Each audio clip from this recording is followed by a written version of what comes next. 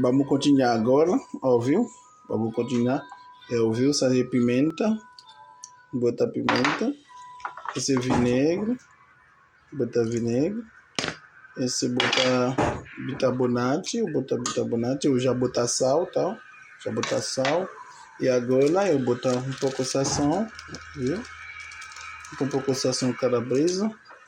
Botar outra sazão também. E não meti pimenta, não meti sazão.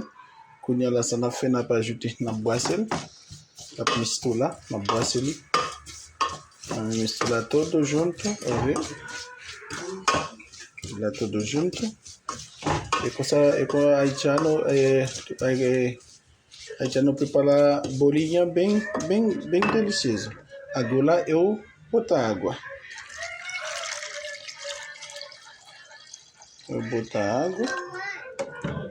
Sim, vou botar água. Vou botar água agora. Agora não tem coisa que vai faltar, né? Tem coisa que vai faltar agora. Vamos pimentar.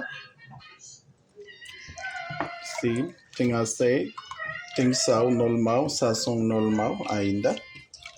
Tá? É muito bom.